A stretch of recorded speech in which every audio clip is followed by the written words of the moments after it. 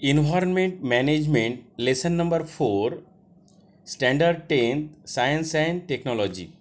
This is our video number 2 in this lesson Environment Management. Now today we are going to learn about relationship between environment and ecosystem. Relationship between environment and ecosystem. आपल्याला या व्हिडिओमध्ये environment पर्यावरणाचा आणि परिसंस्थेचा काय संबंध असतो याबद्दल आपण या ठिकाणी अभ्यास करणार आहोत. आपल्याला माहिती आहे की environment is a broad concept. Physical, chemical and biological factors affecting the living organism in any possible way is collectively called as environment. म्हणजे आपल्याला माहिती आहे की पर्यावरण म्हणजे काय असतं, तर ही एक मोठी संकल्पना आहे ज्यामध्ये भौतिक, रासायनिक आणि जैविक जे घटक असतात त्यांची जे आंतरक्रिया होत असते, यामध्ये असणारे लिव्हिंग ऑर्गॅनिझमवर यांचे काय परिणाम होत असतात, भौतिक, रासायनिक आणि जैविक घटकांचे लिव्हिंग ऑर्गॅनिझमवर कशा पद्धतीचे परिणाम होत असतात, आणि यालाच आपण एकत्रितपणे पर्यावरण असं म्हणत असतो. In short, environment is the condition in surrounding. Environment is the condition in surrounding.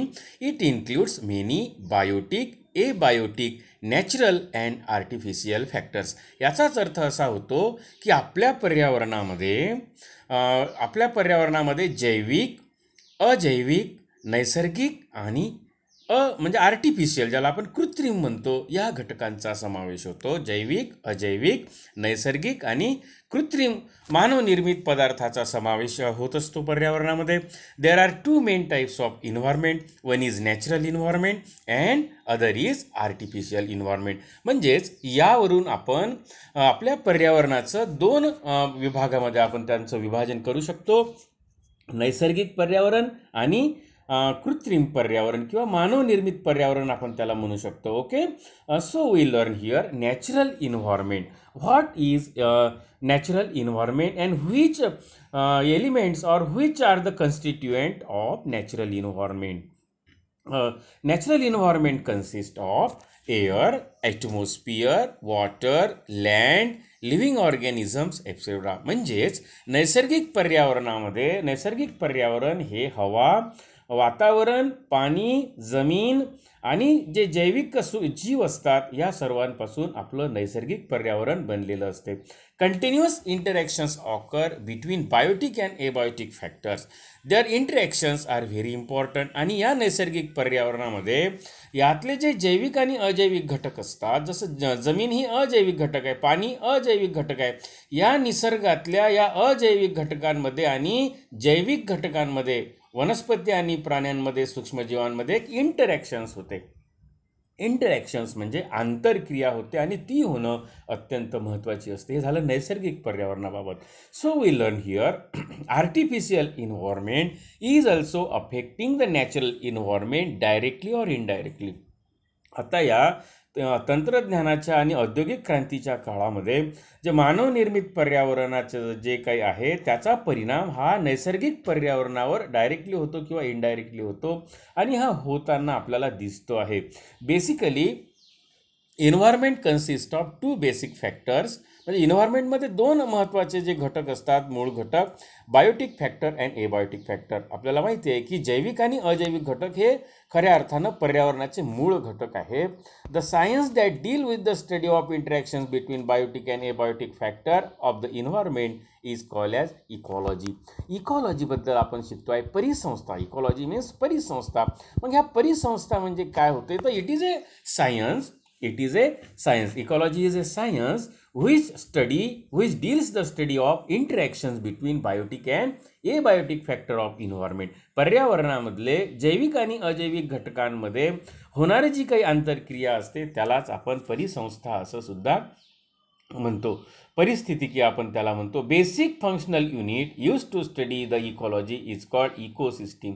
मग अशा पद्धतीनं ह्या परिस्थितिकीचा अभ्यास आपण, त्याचं जे युनिट आहे, छोटं युनिट, त्याला इकोसिस्टीम म्हणतो, परिसंस्था म्हणतो आपण. आणि ही environment consist of many ecosystem. आपल्याला माहीत आहे की आपल्या पर्यावरणामध्ये वेगवेगळ्या प्रकारच्या असंख्य अशा परिसंस्था आढळतात. इकॉलॉजीमध्ये परिसंस्था आढळतात वेगवेगळ्या.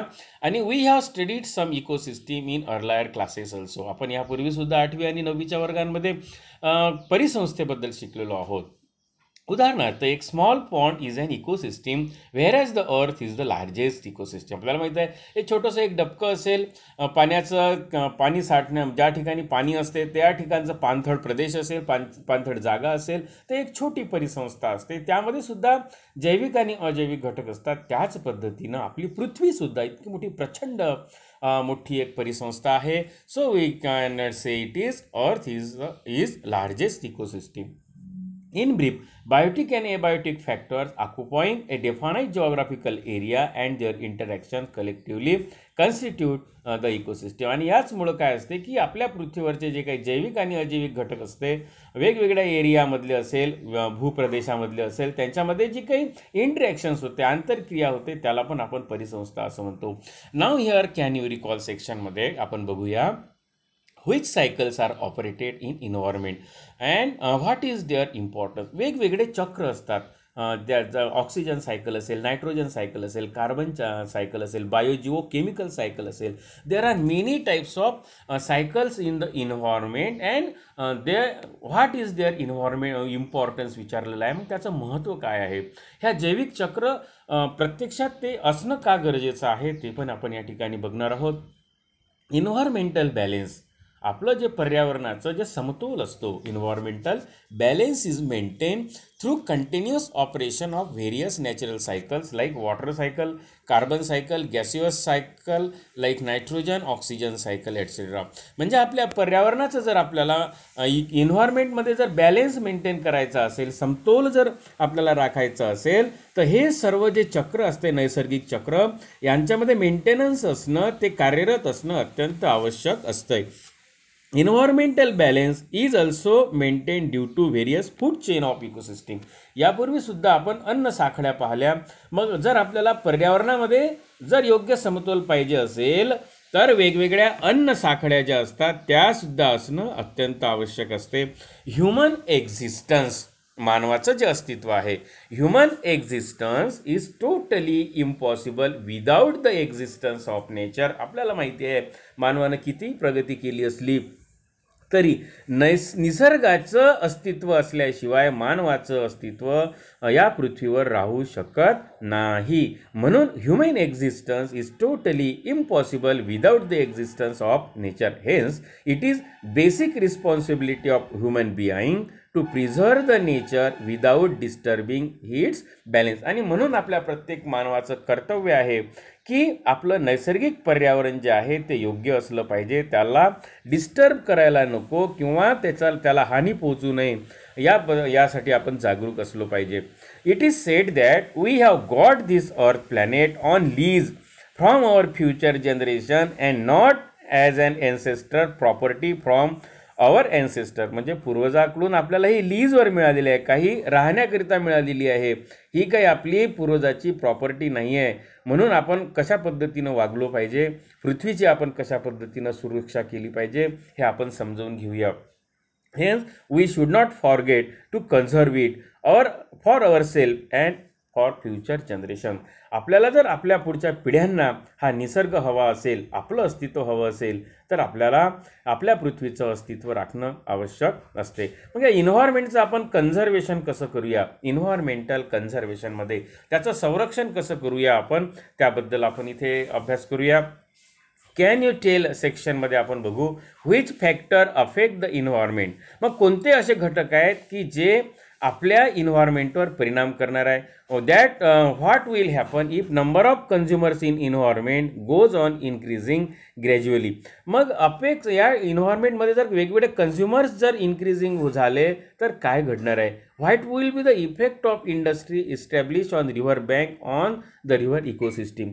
मग नदीच्या किनाऱ्यावर आपल्याला माहिती आहे मानवी वस्त्या होत्या, त्याच पद्धतीनं अनेक इंडस्ट्रीज ज्या आहे नदीच्या किनाऱ्यावर आहे.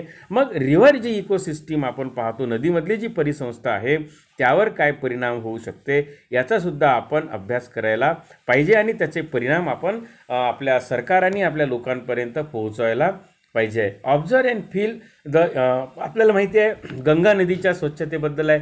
गंगा नदीच नाही तर प्रत्येक नद्यासुद्धा स्वच्छ असायला पाहिजे, ज्यामुळं नदीची जी इकोसिस्टीम आहे ती योग्य प्रमाणात कार्यरत राहणार आहे. When some natural factors of environment and some artificial polluted factor harm the environment, it creates imbalance between various factors of the environment and ultimately affect the existence of biotic factor.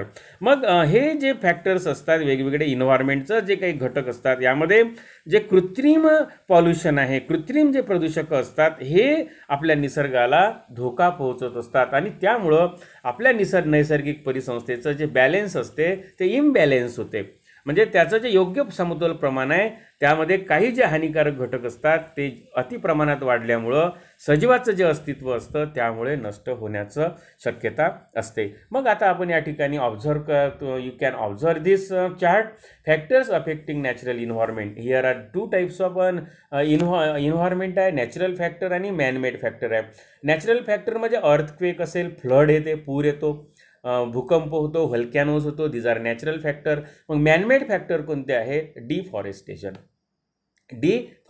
जंगलतोड असेल, dam असेल, construction of dam असेल, काय येणार ते? Construction of dam, construction of road, त्यानंतर वेगवेगळ्या वसाहती बनतात, colonies. These are the manmade factor. Factories आहे आणि यामुळं आपलं जे इन्व्हायरमेंट असते, नॅचरल इन्व्हायरमेंट हे ते नष्ट होण्याच्या मार्गावर असते. या ठिकाणी राष्ट्रपिता महात्मा गांधीजींचं पण या ठिकाणी वाक्य आहे, the earth is sufficient to satisfy everyone's need but not the grid.